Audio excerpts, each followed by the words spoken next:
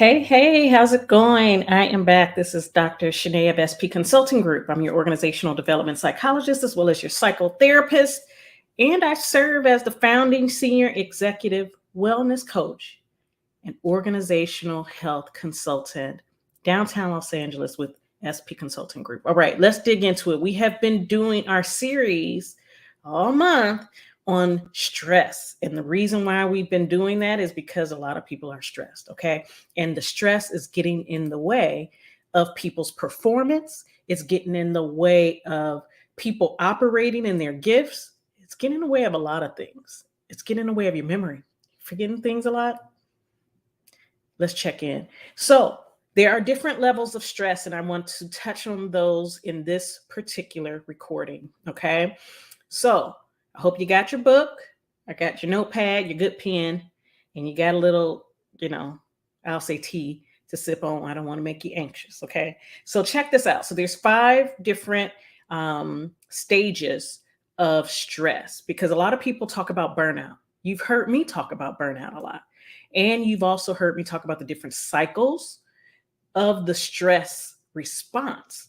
But there's different types and stages of stress. And I want to share those with you. So there's fight and flight. A lot of people know about this one. So fight or flight, and let me list them all first. Fight or flight, there's damage control, recovery, adaptation, burnout, and that's where we're trying to keep you from. So fight or flight, damage control, recovery, adaptation, then burnout comes. Okay, so follow me here. Burnout, fight or flight. We usually know this most familiar stage of stress because, our heart rate is increasing, our focus sharpens on the perceived threat, and our body begins to fill up with adrenaline. Okay, this is our fight or flight. So at work, fight or flight could actually even come and be triggered by multiple things like boredom, monotonous tasks that fill us with dread, feelings of loneliness, like looming deadlines, juggling high volumes of work, managing, how about demanding and demeaning bosses, difficult relationships, coping with change outside of what's in our control. Okay, that's fight or flight. This other one, damage control, it's the threat that we perceive is ongoing, such as an increasing workload, or our bodies are trying to help us sustain in this area. But there's a lot of flooding of cortisol, which is a stress hormone. And it's there to help us sustain in this first stage type of response without causing us to have any sort of serious damage to our nervous system. Okay. So the next one, recovery. After that initial rush of adrenaline, cortisol, it's getting us ready. This stage is usually marked by feeling exhausted, feeling fatigued. This is a time where we usually step back, and this is when it is good for us to do some self-care, relaxation, rest. Tap in there because rest and relaxation is necessary to prevent you from always going from trigger to burnout, because you're stopping this stage. Okay. So when we list, and I would say not list, but when we listen to our bodies and take the steps to really embrace the fact that we need rest at this time, it helps us a whole lot. Okay. So adaptation, we make it to this stage, adaptation, if we have gone through stage 1 and 2, and our body has sent us essentially a message that we're in this place of needing to check our overwhelm. We're starting to get overwhelmed. We're starting to feel worn out. We tell ourselves during this stage that there's this foreseeable future of concern, of something we need to do to make a change. Like, we didn't stop it, but our mind is still signaling to us that you need to chill out. You need to chill out. This stage is usually marked by, let me just tell you, you can do a little checklist.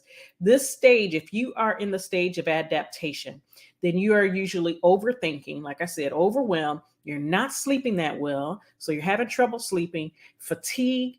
your self-esteem starts to dwindle a little bit because you're actually like, why am I not able to perform?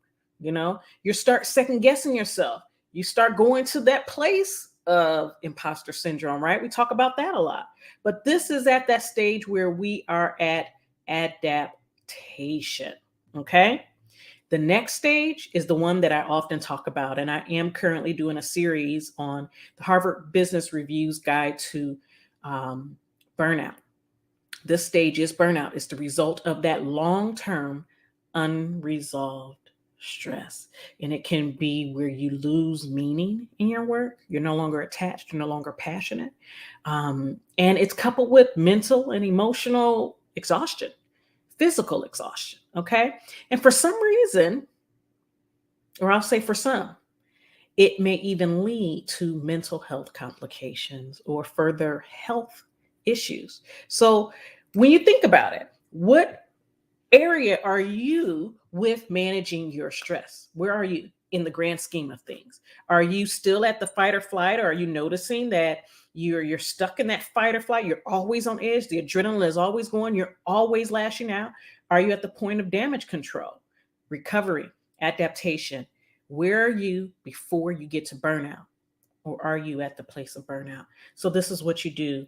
I want to give you a few tips, just a few, not all inclusive, but these are some of the, ultimately, some other physiological and emotional signs that you're stressed out. Because sometimes you're not aware of what's going on inside your body. But what happens, or the end result of the stress in these stages, it can lead to depression and anxiety, anger, irritability, restlessness, feeling overwhelmed, as I mentioned before, unmotivated, not focused. What about having trouble sleeping? Sleeping too much, even racing thoughts, or you're just like in this constant cycle of worry. What about having trouble remembering things? Like I said at the start of it, memory, concentration. You're jumping from one thing to another. You're probably in that stage of stress where it's the overwhelm. You're having trouble concentrating on one task at a time, and you're beginning to make some bad decisions, poor decisions. As I like, my son likes to say, my 4-year-old son likes to say, some sad decisions. Okay, so these are some signs that you may need to get help. Your work or school performance is suffering. You're beginning to use alcohol, drugs, tobacco, weed, marijuana to deal with your stress. You're self-medicating. Your eating or sleeping habits change quite a bit. Okay. You're behaving in ways that are dangerous to yourself, like including some people that have gone to the point of self-mutilating, burning themselves, internalizing the pain, the anger, the frustration, even though you just need to rest and start to get yourself out of the stress cycle, right?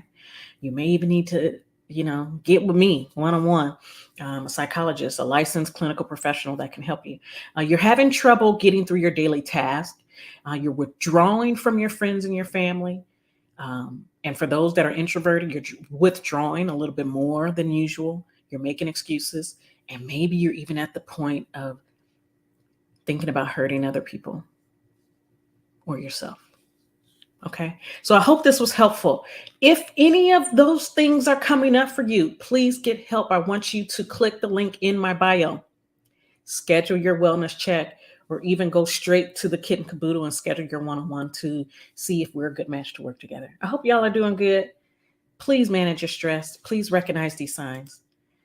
Get the help you need. Okay. I'm here for you. I love you. I love you, love you, love you, love you. I'm Dr. Shané of SP Consulting Group, your organizational development psychologist, as well as your licensed psychotherapist. And I'm working with executive women and women in business to help you guys show up and show out, okay, as the leaders that you are. So check in with me. Let's connect. Let's get it going. And I'll see you soon. Love you.